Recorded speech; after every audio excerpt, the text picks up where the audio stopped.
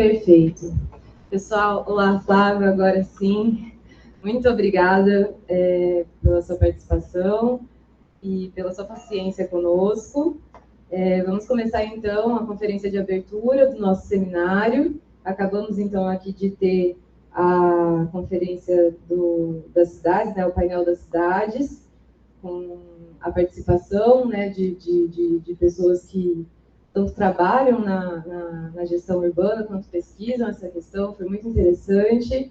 É uma pena que não estávamos conseguindo transmitir ao vivo, mas estamos ao vivo no Instagram, né, @Seminário das Cidades. Bom, dando início, vou fazer uma apresentação do Flávio, né, gostaria de cumprimentar a todas e a todos, e é com uma grande honra que nós temos, então, o privilégio de receber aqui o senhor Flávio Tavares Brasileiro como palestrante dessa conferência de abertura, né?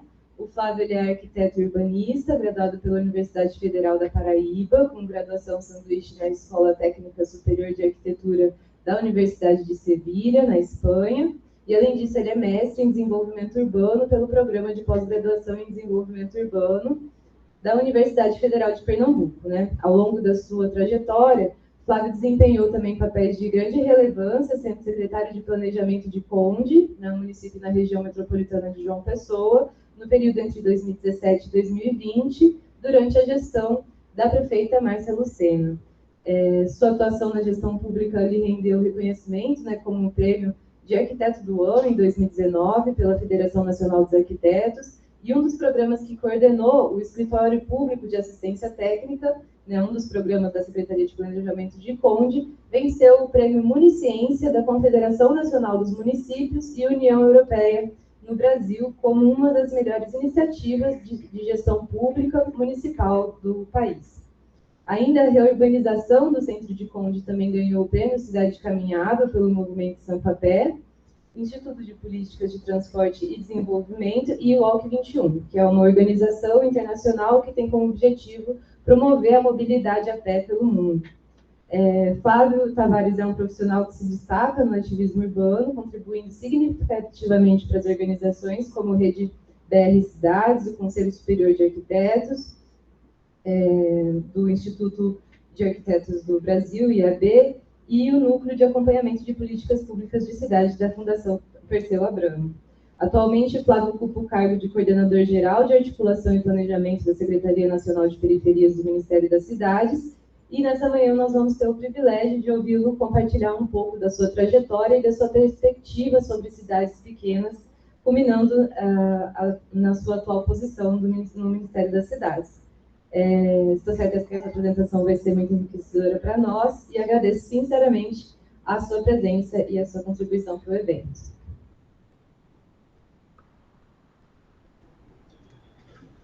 Obrigado, Júlia. Bom dia a todas e a todos. Que bom que a gente está podendo conversar aqui agora, depois de alguns percalços aí tecnológicos, mas feliz em estar aqui conversando com vocês. Ia estar aí, né, presencialmente falando, mas não foi possível, mas eu acho que é muito legal. Eu estou sempre me forçando aqui a estar nesses eventos, sobretudo esses eventos que discutem cidades pequenas e médias, que são um motivo de muito entusiasmo na minha trajetória na gestão pública, né? Júlia já falou aí um pouco sobre a minha atuação enquanto secretário de Planejamento no município de Conde, que foi onde eu, de fato, engrenei dentro da gestão pública, né? E agora estou aqui no Ministério das Cidades, em uma agenda em outra escala, né, nível nacional, trabalhando com recorte territorial específico, recorte das periferias, mas isso tem muita relação. Eu vou mostrar um pouquinho para vocês ao longo dessa apresentação. Eu fiz uma brevíssima apresentação aqui, gente, que eu vou ter que correr ainda mais agora, por conta do horário, mas que eu acho que é importante a gente tocar em alguns pontos. Certamente, alguns de vocês já devem ter visto, e eu vou tratar um pouco aqui a partir de uma narrativa, de uma construção do que foi essa nossa experiência no município de Conde, que é esse município na região metropolitana de João Pessoa, na Paraíba, que é um município de 25 mil habitantes, colado na capital, na fronteira, um município que tem 3 assentamentos quilombolas, 3 aldeias indígenas, ao mesmo tempo é região litorânea, o município que tem mais atrativo e apelo turístico na Paraíba, um dos maiores do Nordeste, e por isso mesmo uma diversidade dinâmica territorial muito grande, e uma disputa pela terra também igualmente grande. Por que eu estou falando tudo isso? Né? Porque a síntese desses componentes num território só é um pouco do que eu digo que é a síntese também do Brasil, né? Num lugar só.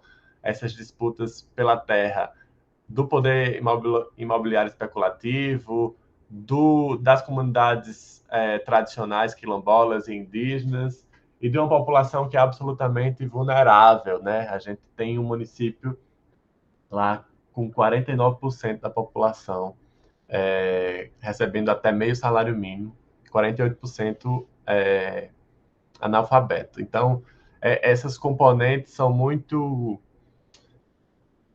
refletidas na maioria desses contextos de cidades pequenas e médias. E a gente pôde fazer uma gestão que colocou um pouco isso em perspectiva, colocou e mostrou muitos desafios ao se trazer à tona essa perspectiva que nós temos enquanto arquitetos urbanistas, mas também enquanto planejadores urbanos de uma maneira geral. Eu sei que aqui na plateia tem muita gente do curso de Direito, Sociologia, em Geografia, enfim. Esse fazer que corta o planejamento urbano, quando vai para a gestão pública e é aplicado aquilo com esses conflitos políticos territoriais, isso dá um componente ainda mais importante para o nosso debate. E por isso que a gente lançou, no final da nossa gestão, foram de 4 anos, esse livro, e eu resolvi trazer alguns pontos chaves desse livro, porque o livro expressa um pouco essa narrativa das coisas que a gente passou. E o livro chama Agir Local, Gestão Territorial e Democracia. E justamente porque esse contexto entre território e democracia, falando dessas disputas políticas, são muito importantes, porque uma coisa depende da outra. A gente não pode dissociar um aspecto do planejamento territorial do aspecto próprio das disputas políticas que acontecem na cidade.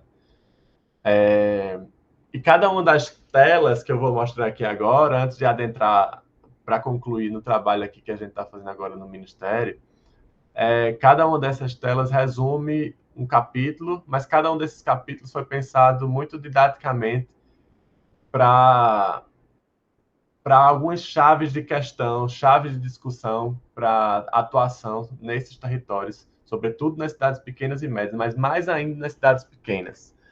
O primeiro capítulo se chama Cidades, Territórios e Participação, o modelo de gestão, que é justamente isso que eu estava colocando, né? Não adianta a gente ter uma pauta, uma agenda técnica, se a gente não desenvolve isso dentro dessas realidades muito próprias desses contextos específicos dessas cidades menores, que tem uma cultura política diferente das grandes metrópoles, que tem uma imensidão populacional, que tem essas dificuldades todas de acesso à informação, de acesso a meios de comunicação, de acesso a bens e serviços.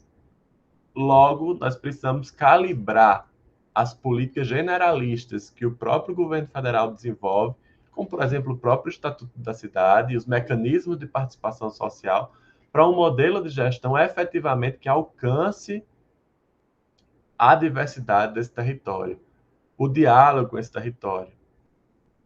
E aí, nessa imagem, né, a gente mostra aí uma roda de conversa da prefeita com a população numa zona rural, por exemplo.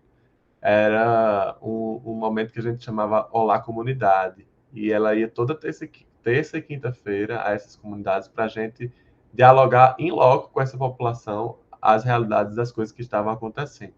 Isso é só um mote para mostrar uma série de mecanismos que o livro vai detalhar, que a gente desenvolve, para personalizar, para calibrar esses mecanismos que hoje são muito focados nas audiências públicas, quando se quer debater determinado tema com a população.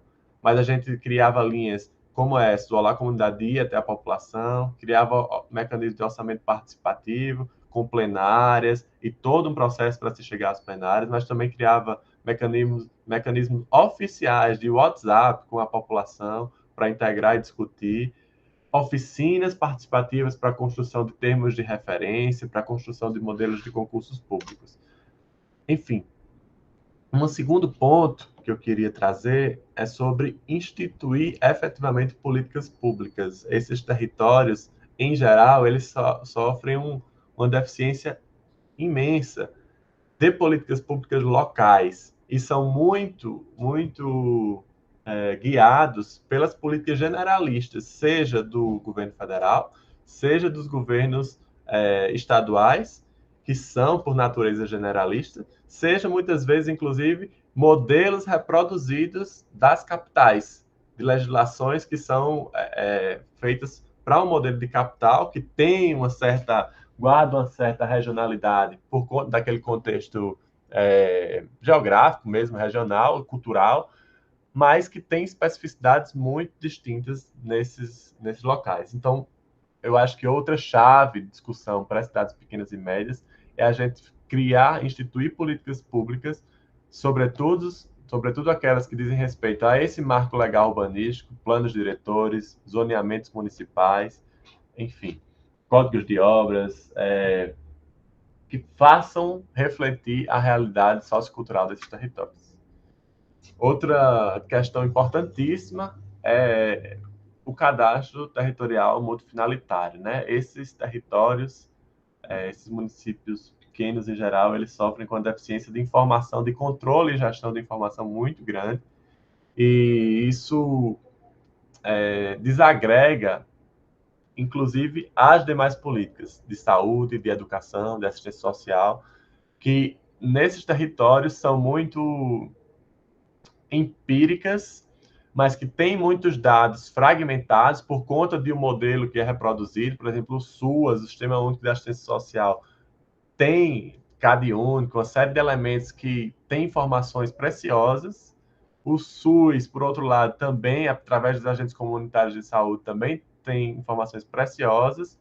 E, em geral, a gente tem esses dados servindo a essas políticas setoriais específicas, mas a gente não tem um planejamento territorial que agrega essa base de dados. Então, o cadastro territorial é fundamental para qualquer município, qualquer atuação na esfera local, mas nesses municípios pequenos, eu acho que é uma chave importantíssima para a gente efetivar um planejamento territorial mais robusto. Uma outra questão importante que eu acho fundamental é que esses municípios que são muito pequenos, inclusive a maioria deles, não todos, porque tem questões muito específicas, têm uma realidade orçamentária muito dificultosa, precisam se associar e fazer muitas parcerias, seja com os governos do estado, seja com o governo federal, seja com sócios públicos, sejam parcerias público-privadas, com organizações da sociedade civil, organismos internacionais, mas é fundamental que a gente use os vetores de estruturação do desenvolvimento urbano, que são aquelas obras, aquelas políticas mais macroestruturantes, para que a gente possa ter caminhos para subsidiar pequenas chaves de atuação local, que o próprio município possa dar conta também. Então, a gente usou isso com muito vigor, a estruturação dessas parcerias, seja para obras estruturantes como esgotamento sanitário, abastecimento de água, mas grandes vetores de urbanização também. E é fundamental que a gente utilize esses vetores de maneira diferenciada, né? Se tem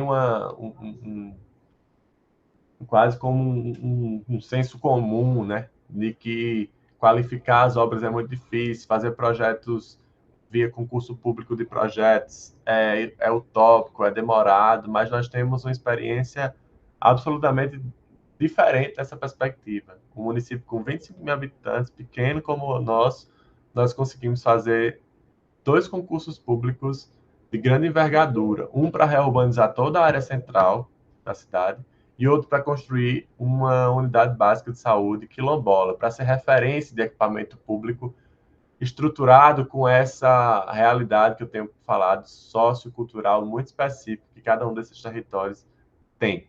Então, a gente desenvolve uma série de estratégias para qualificar esses processos. Não estou dizendo que todas as obras precisam ser de concurso público de projetos, até porque a gente fez uma infinidade, não, mas uma dezena de obras super estruturantes, importantes, e 2 delas de concurso público, que são aquelas icônicas que propulsam, né, uma nova perspectiva de relação do que são equipamentos públicos, né?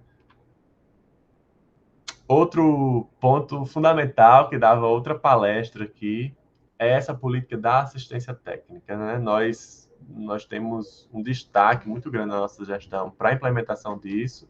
Nós criamos lá o EPA, o Escritório Público de Assistência Técnica Local, onde a gente direcionou os nossos técnicos, nossos servidores, para uma política de assistir tecnicamente aquela população que é a grande maioria do município, que recebe de 0 a 3 salários mínimos, e fazer chegar o acesso desses profissionais a essa população que não consegue acessar através do mercado formal.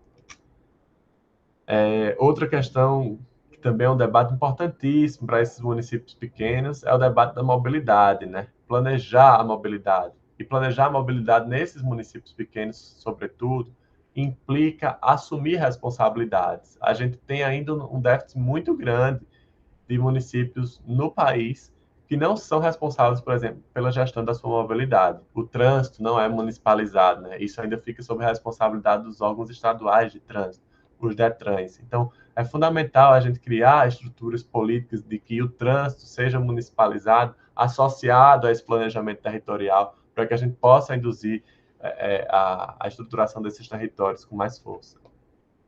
E, por fim, aqui eu termino um pouco o panorama dessa gestão no Conde, é que todos esses eixos que eu coloquei aqui, eles foram criados, eles foram estruturados para refletir uma política mais central, mais macro que nós queríamos. Era ativar os espaços públicos, reativar a vida pública cidadã, que foi muito violentada no território especificamente do Conde, mas que a gente sabe que a ausência de todos esses componentes do 1 ao 7 que eu falei aqui gera uma relação na sociedade de embate, de violência, de negligência do Estado, né?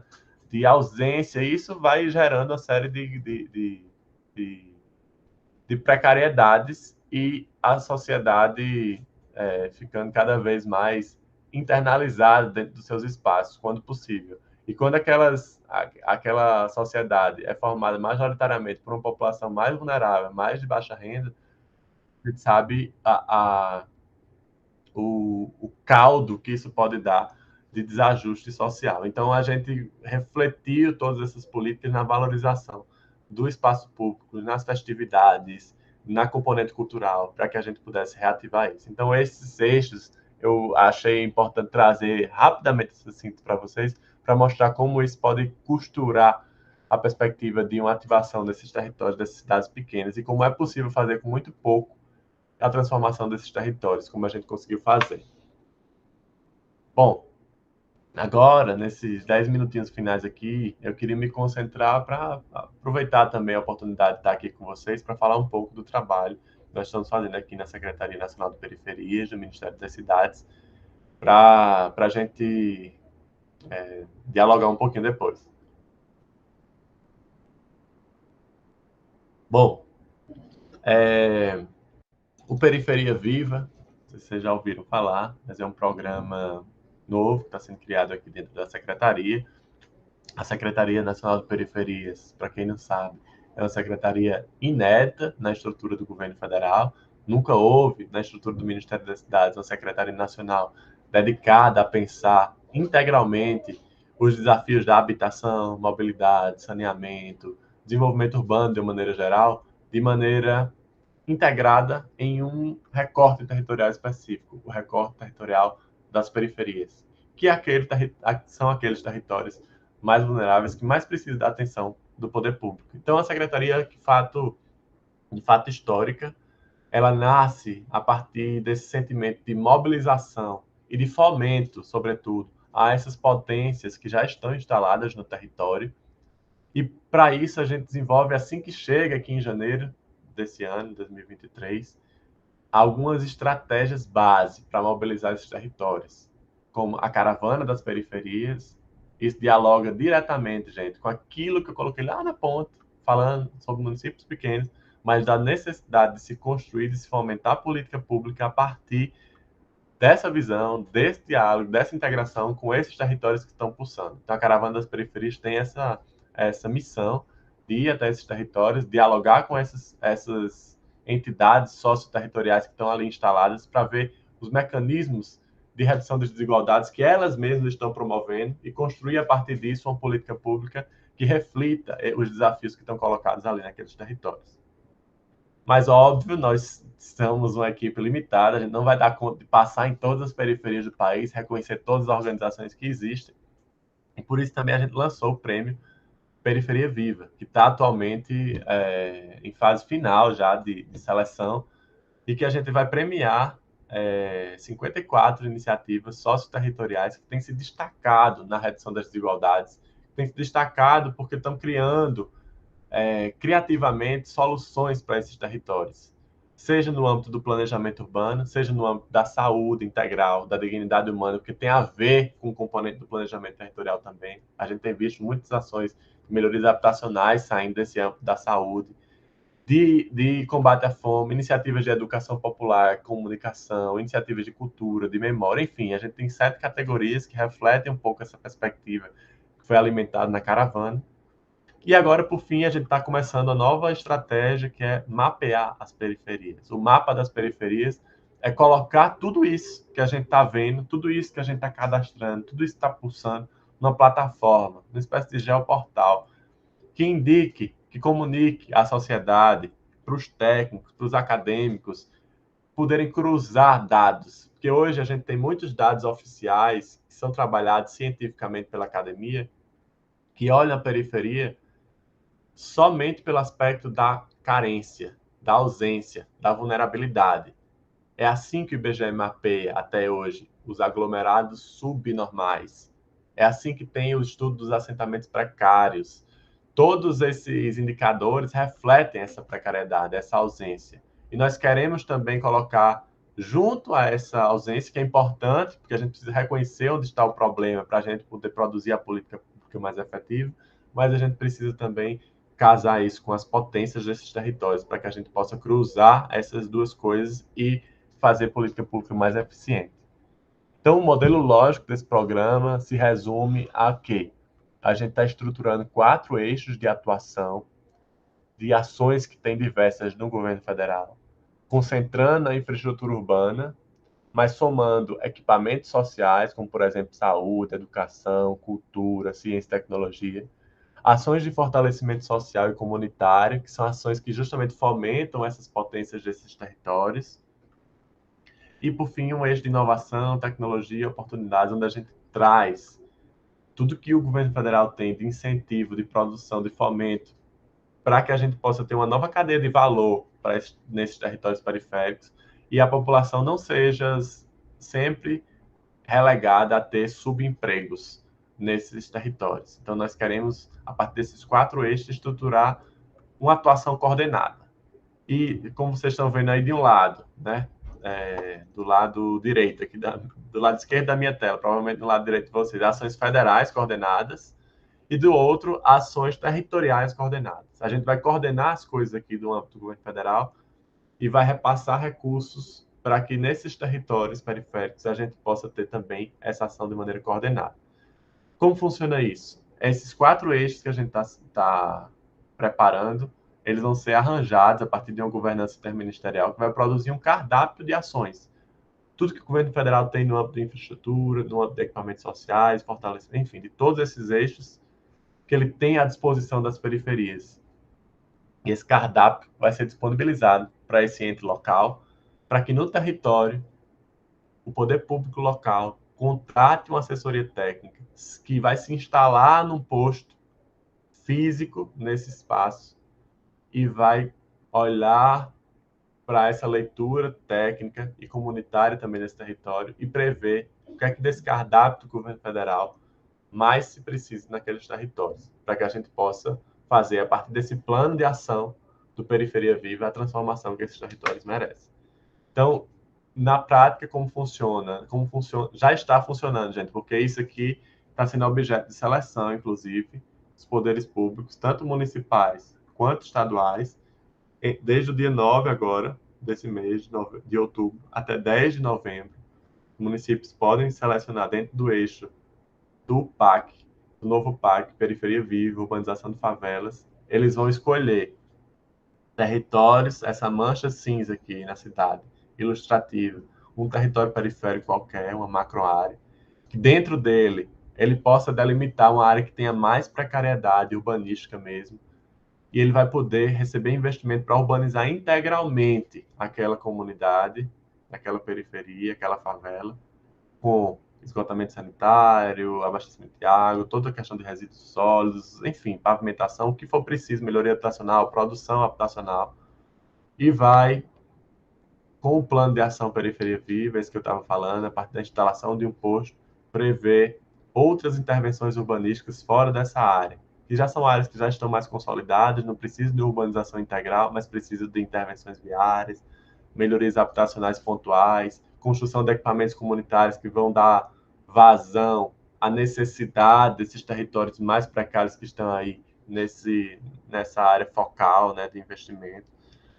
E, por fim, a gente vai ter, com esse posto instalado, as ações sendo executadas, coordenadas tanto no nível federal quanto no nível local, dos governos do estado, dos governos municipais, a soma de todas essas ações para que a gente possa convergir e dar o salto histórico que esses territórios absolutamente marginalizados ao longo da série histórica brasileira sejam transformados. Por isso que o nome do programa chama Periferia Viva, e é por isso que a gente está trazendo esse componente de fomento importante dessas potencialidades do local. É isso, rapidamente, gente. Muito obrigado pelo espaço, pela oportunidade, e eu fico à disposição de vocês. Obrigado, Júlia.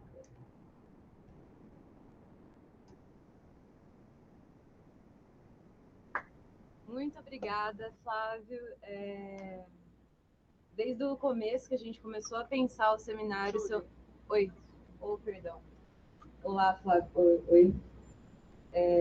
Flávio, desde que a gente começou a pensar o seminário, seu nome foi uma das primeiras referências que apareceu, ainda mais por conta, né, como a gente vinha conversando no nosso grupo de pesquisa, a pesquisa que a gente tem feito aqui relacionada à participação popular e nos municípios de pequeno porte, né?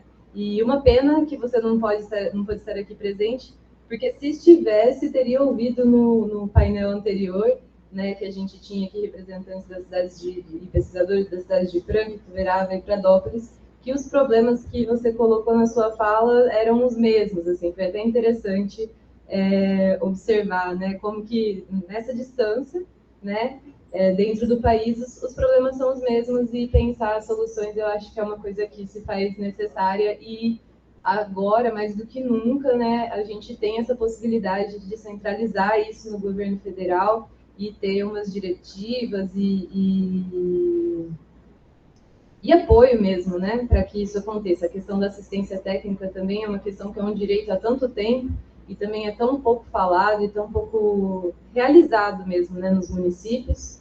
E é com isso que eu abro a fala. Para quem se inscrever, a gente já tem um inscrito, que é o Thiago Scateno, né, ele já defendeu, né, é mestre pelo IAL, pelo Instituto de Arquitetura e Urbanismo da USP de São Carlos, e ele vai falar aqui com a gente. Eu vou virar a câmera e você fala aqui.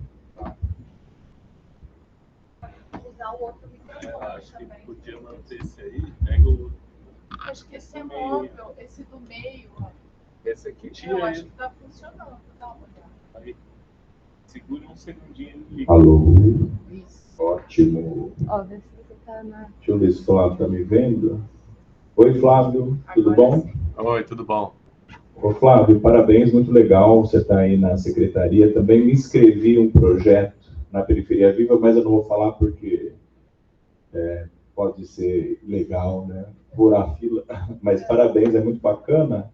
E eu trabalho com artistas já tem um tempo, Flávio. Eu sou sociólogo, mas eu tenho atuação em campo, em comunidades, especialmente aqui no estado de São Paulo, em Ribeirão Preto, que é a minha cidade. Ribeirão Preto é conhecida como Califórnia brasileira. É um pouco maior a escala, 700 mil habitantes. Orçamento só do município de quase 5 bilhões, mas Ribeirão tem 96 núcleos de favela, com quase 40 mil pessoas morando nessas condições.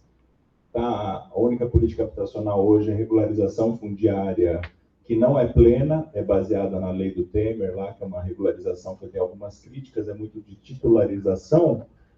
Eu gostaria de fazer duas questões, assim, uma é, como que foi a experiência do ATIS que vocês aplicaram na prefeitura? Eu não consigo ver assistência, assessoria técnica desvinculado do poder público, tem que ter investimento público. Eu tentei aplicar isso sem poder público junto, cobrando uma população, é impossível, é muito caro, a população não tem condições, é muito difícil, então tem que ter um vínculo com o fundo público, orçamento público, então essa experiência é bacana. E outra coisa, eu acho que se você puder falar um pouquinho mais desse PAC, que vai ter Periferia Viva, discorrer um pouco mais, divulgar aqui, porque eu não estava nem sabendo, eu não sei se as prefeituras estão sabendo disso também. E só para colocar, a gente estava falando no painel de prefeituras menores, Ribeirão é uma prefeitura grande, e muitas vezes as prefeituras não têm técnicos para escrever esses editais, para pegar captação de recursos, e a gente tem que pensar em estruturas públicas de auxílio às pequenas prefeituras mesmo, que sejam trocas de técnico, começar a pensar regiões metropolitanas, não só no papel, mas de trocas de tecnologia. Ribeirão é uma região metropolitana, e aqui em Franca a gente está numa região administrativa, pensar como que uma cidade de Franca pode ajudar tecnicamente cidades menores, né? Então é nesse sentido, e depois sobrar um tempinho a gente aproveita mais um pouco de você, Flávio. Obrigado. Olá, Flávio. Vamos fazer um bloco? A gente tem mais uma pergunta aqui e acho que a gente pode fazer essas duas primeiras e aí depois a gente continua. Tá bom. Com você, a professora Regina Laive. Vou falar aqui, você fala olhando para ele, ó. Ah, é? Você olhar para cá. Aqui, peraí, deixa eu só olhar aqui que eu esqueci a segunda. Ah, lembrei. Aqui. Não, é aqui, né? Que negócio, muito esquisito. Oi, Flávio, tudo bem? Olha, é um prazer contar com você aqui no nosso evento. Obrigada, tá? Desculpa a questão aí tecnológica, mas felizmente a gente conseguiu criar um link aí do subterrâneo da Unesp, que o pessoal da técnica que nem sabia que existia, e eu consegui encontrar. E falando um pouco disso, né, queria aproveitar a sua presença aqui para a gente entender um pouco mais qual seria o papel da universidade nesse processo, né? Todo esse trabalho aí que eu parabenizo, muito importante esse trabalho. A questão da periferia é algo que, não só na mesa, que infelizmente eu pouco aproveitei, porque eu estava correndo atrás dessas coisas, mas já na cerimônia de abertura, José Guilherme lembrou bastante, né, da população de rua, e digo isso também em relação às periferias, o quanto elas são invisibilizadas, né? E o quanto é importante, então, a gente pensar esse trabalho, o qual eu enfaticamente parabenizo. Mas eu queria saber em que medida vocês têm pensado a articulação com a universidade. Essa articulação é bastante importante, né? Eu sou de São Carlos também, Rafael, e venho de uma cidade em que a Universidade Federal de São Carlos sempre buscou fazer esse apoio, né, à prefeitura. A gente teve uma experiência muito bacana do CADU, que a gente fez uma busca ativa em São Carlos, que foi, assim, a época até citada pelo governo federal como uma experiência a ser seguida. Então, acho que a universidade ela tem muito a oferecer no sentido, né, não só delas estarem inseridas nos territórios, né, e podem auxiliar nessa identificação das demandas e questões até vinculadas às lideranças desses locais, questões políticas, portanto, também, mas também pela questão da expertise. Então, não sei se vocês têm pensado nesse aspecto, eu acho que seria uma ótima possibilidade dos dois lados, né, de parceria. E aí já nos dispomos, né, nos oferecendo aqui no que pudermos colaborar aqui, o Unesp, o Univap e o nosso trabalho em conjunto.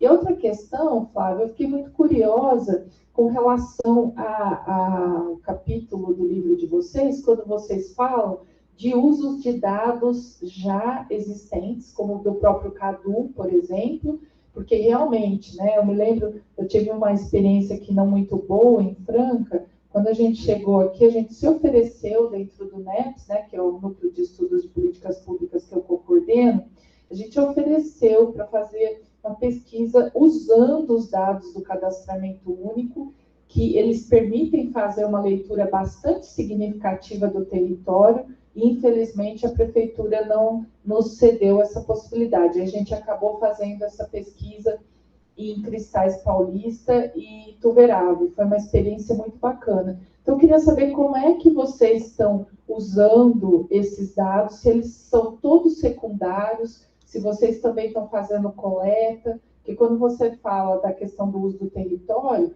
você tem que cadastro que você usa? Eu fiquei curiosa em relação às fontes e como é que vocês vão usar essas fontes.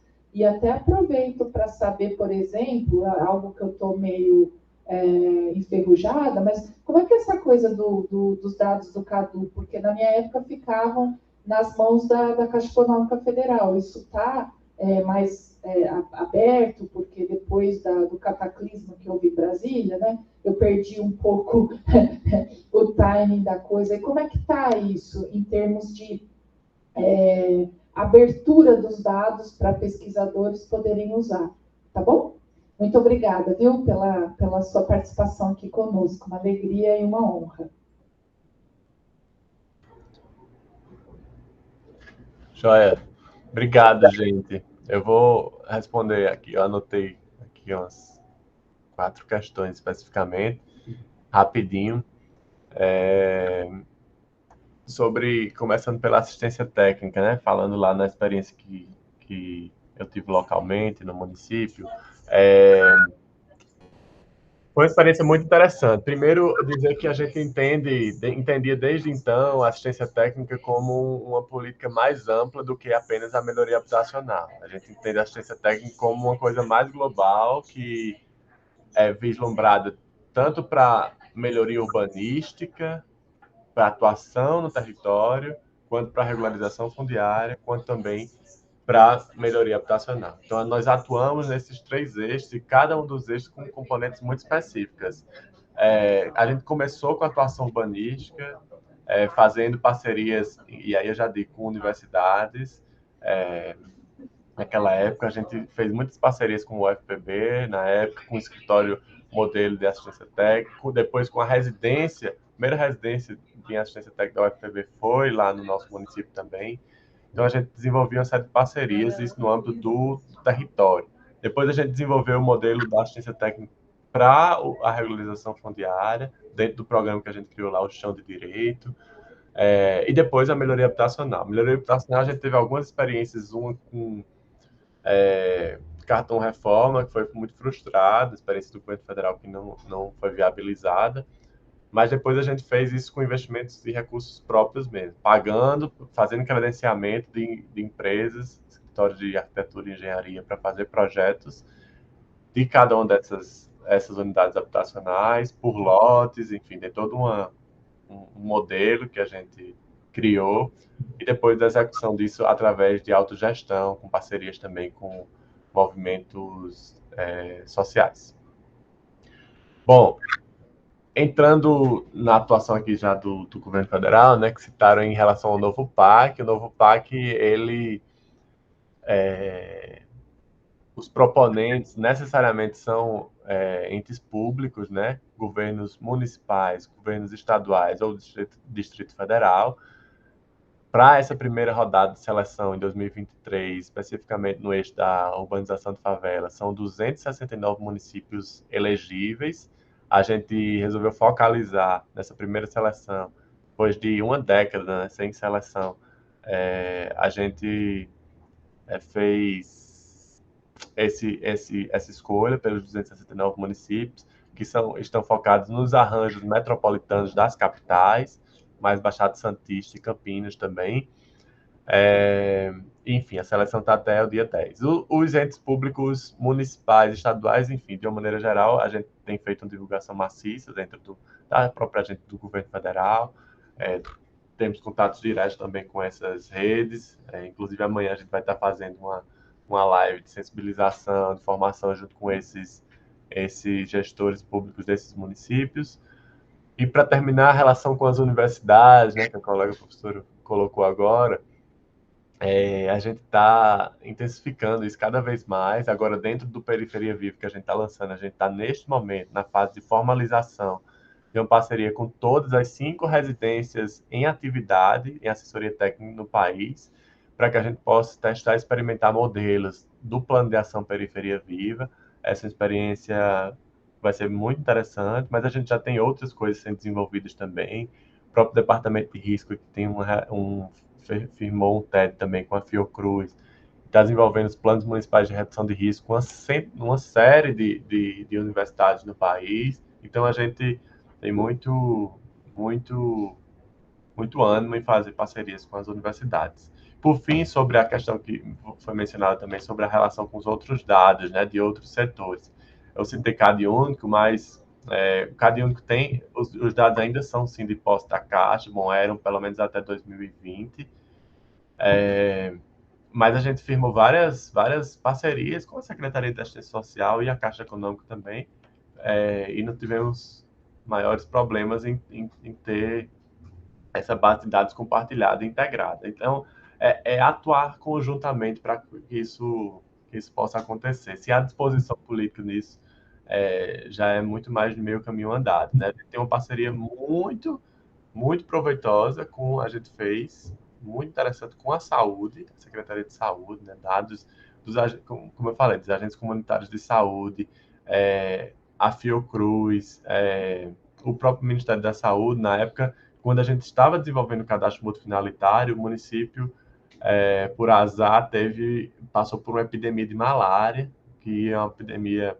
O município não é uma área endêmica, mas é uma área que tem muitos mangues, rios, e é uma área que o vetor pode se alastrar de maneira muito rápida. E aí a gente fez esse trabalho junto com a saúde, unindo cadastro multifinalitário com a ida a campo desses agentes comunitários para fazer autoteste, depois a gente criando zonas quentes, e a gente conseguiu rapidamente cercar e identificar onde estavam os polos e atacar isso com a política de saúde. Então, foi muito legal mesmo a parceria que a gente fez. Então, acho que, de uma maneira geral, assim, explica um pouco a nossa atuação, né? Bom, agradeço aí as perguntas. Estou à disposição também, através de Júlia, para a gente trocar também novas experiências em outro momento. Agora, realmente, eu vou ter que sair. Outra agenda ali que o secretário já está me esperando. E agradeço mais uma vez. Bom evento para vocês. Obrigada, Flávio. Muito obrigada. É isso. Muito obrigada. E a gente vai se falando por aí. Até mais, bom dia.